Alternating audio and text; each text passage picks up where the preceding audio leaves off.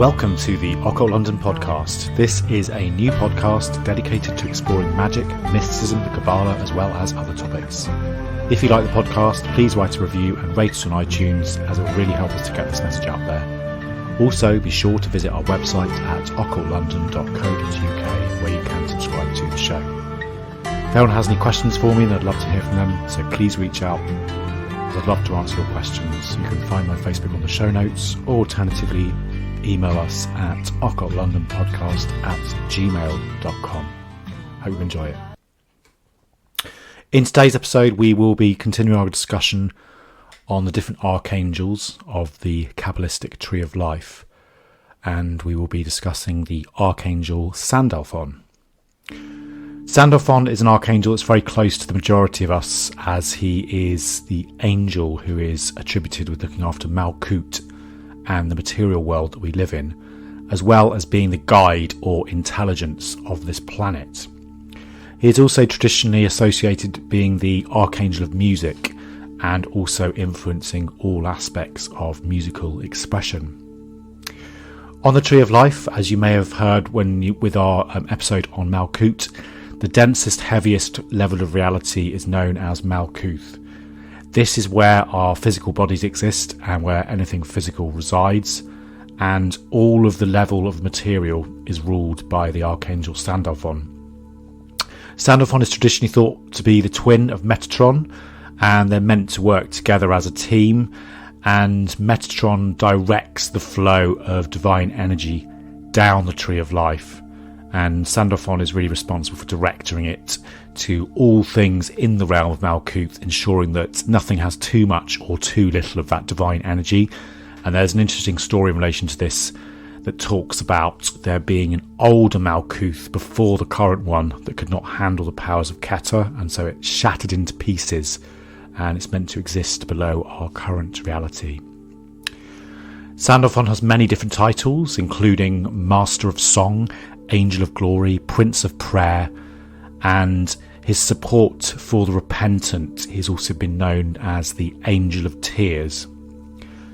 The name Sandalphon is meant to derive from the Greek word synadelphos, which means brother or brotherly one, and this may be a reference to his relationship to his brother Metatron, who's the Archangel of Keter, but also I think it's a nice way of demonstrating his kind of brotherly love for humanity. He's also meant to be the archangel in charge of change, and also acts as a conduit or a messenger for the prayers of humanity going up to heaven. And Sandalphon is also meant to transmit the prayers of heaven and stand behind the throne of the highest divine, making garlands and crowns over the head of the divine, and these crowns are meant to be made from the actual prayers of the faithful. Sandalphon is described as being very tall, so he's meant to be over 500 miles taller than Metatron, and is sometimes described as having his head in heaven while his feet are on the ground.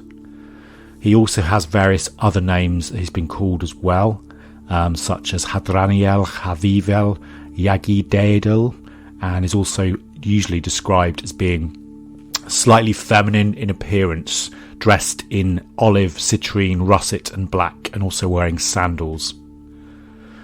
Sandalphon is mentioned in many different sources, including a mention of him possibly being the prophet Elijah, who transformed into an angelic status, but also being the twin brother of Metatron, as we mentioned, who's traditionally said to have been Enoch. There's not a lot of mentions of Sandalphon in, texts and things like that, like we see with some of the other archangels like Raphael, Michael, Gabriel and Uriel. However, we see him mentioned a few times. So, for instance, in the Pesitka Rabbatai, it mentions him as exceeding Hadraniel by a 500-foot journey. They also talk about Sandalphon that he's taller than his kingsman, the distance of 500 years, and about him it is written, one of the Aphanim on the ground next to the Chayot, and that's from Ezekiel 1:15. When Moses visits the third heaven, he also describes meeting Sandalphon and talks about the tall angel, and Sandalphon is also mentioned in one of the Haggigas as the angel who stands upon the earth, but his wise head reaches to the living creatures, and he's higher than his neighbour to the extent of 500 years. He stands behind the Merkabah, wreathing coronets for his master. Sandalphon is also mentioned in the Babylonian Talmud, Haggiga 13b, which describes him as his head reaching heaven, and he's also described as being a member of the Sarim, which is Hebrew princes, and also a Hazan, which is a master of heavenly song. In the Greater Key of Solomon, he's also mentioned by Samuel Mathers MacGregor in his notes when he's describing one of the talismans, which is the first pentacle of the sun.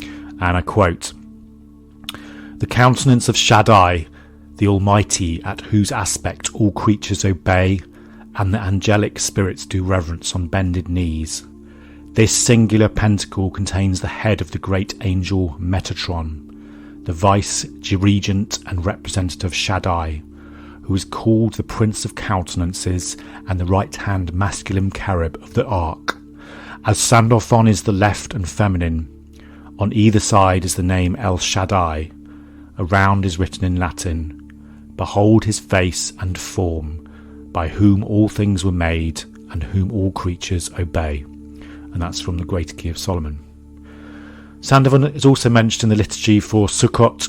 He's described as gathering prayers for the faithful and making a garland of prayers, and then also adjuring them to ascend as an orb to the Supreme King of Kings.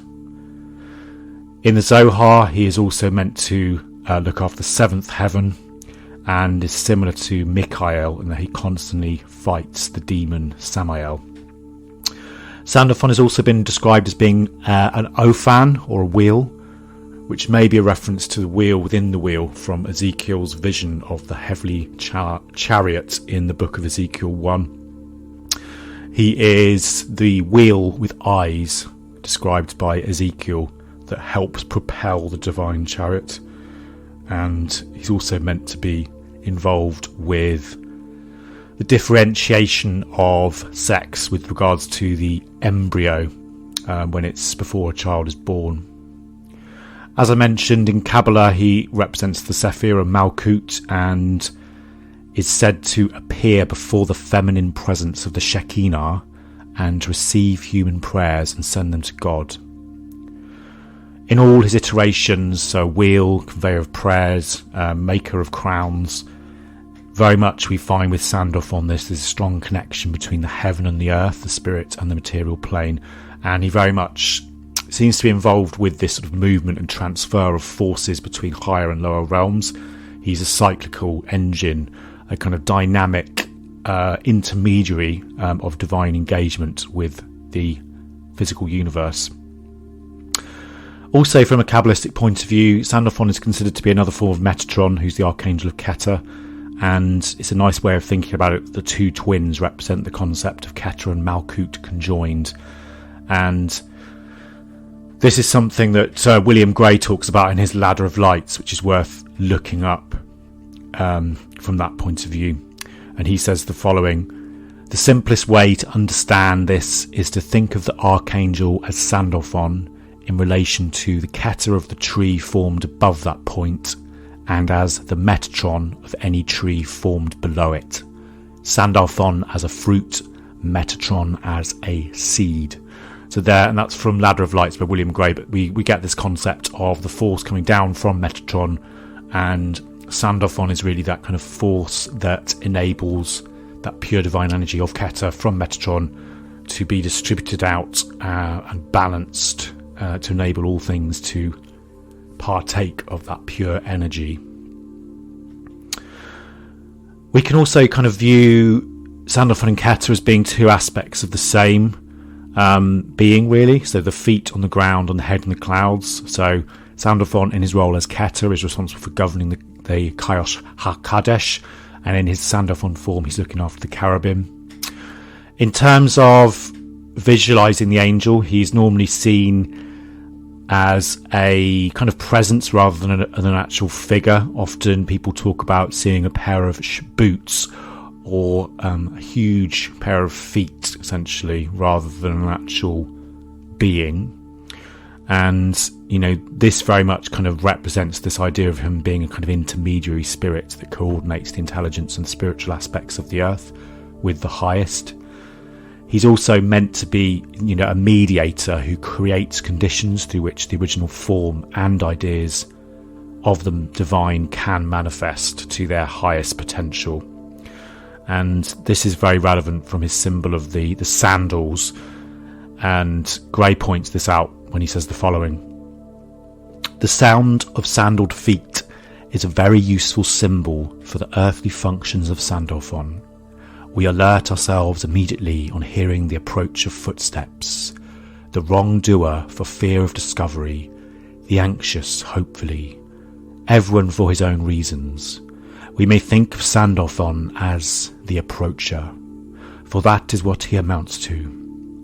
Sandalphon is an approacher who helps us to wake up and discover the divine aspects within ourselves, to begin the work and see that there is more to this life than physical matter."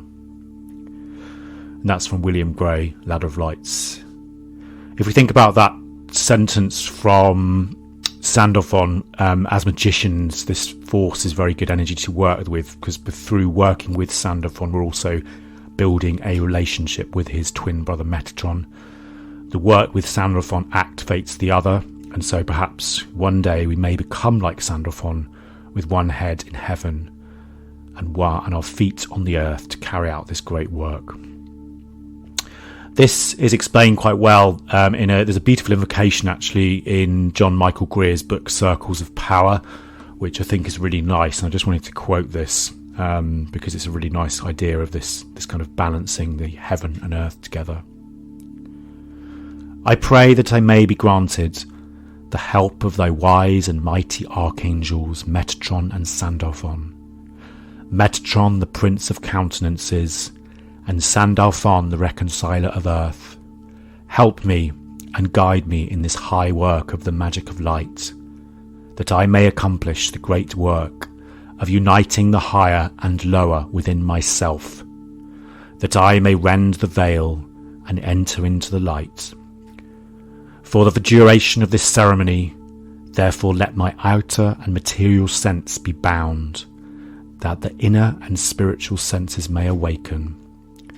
For the duration of this ceremony, let my thoughts and feelings be bound, so that they stray not from the great work.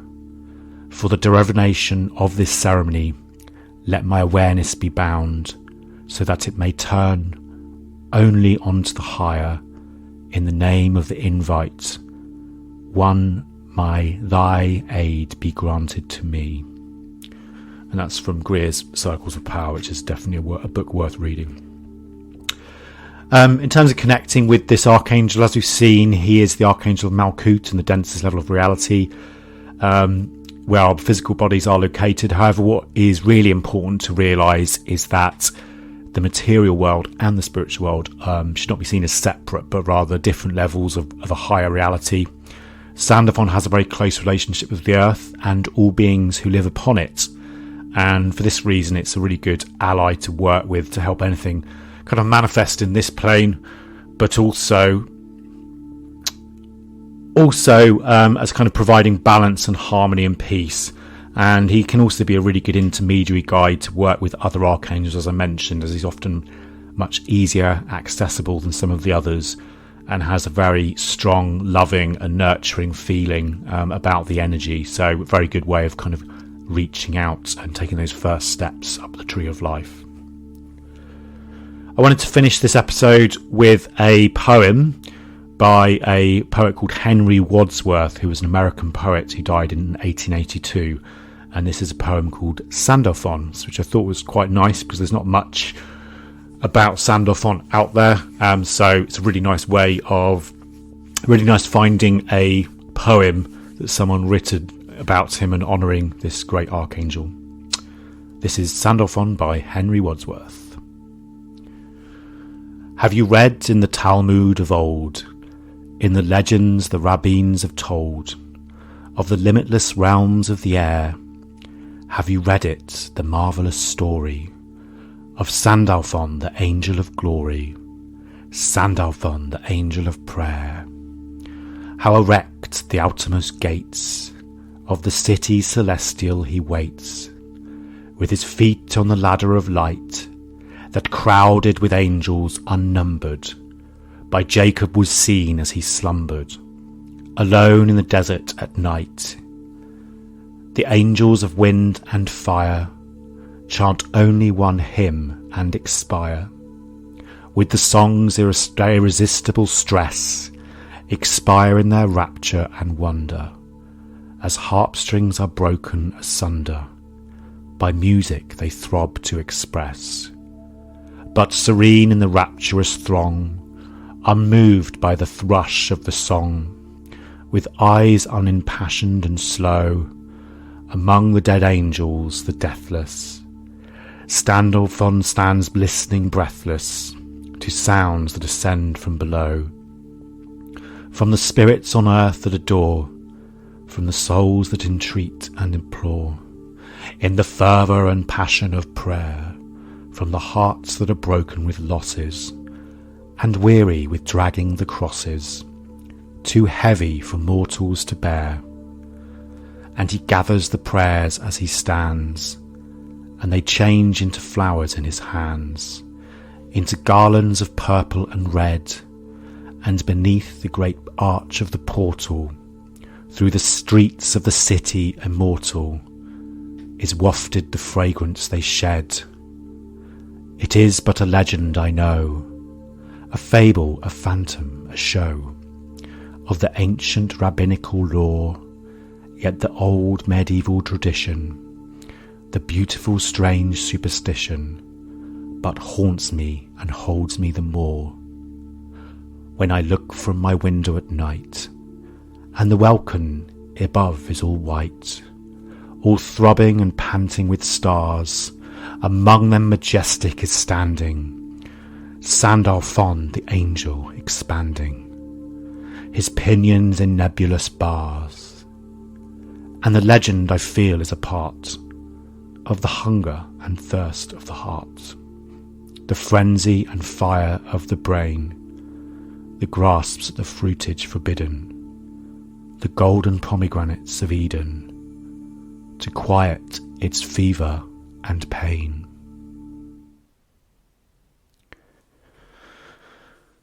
Thanks very much for joining us this week on the Occult London podcast. I hope you've enjoyed it. Please make sure to visit our website at www.occultlondon.co.uk, where you can subscribe to the show.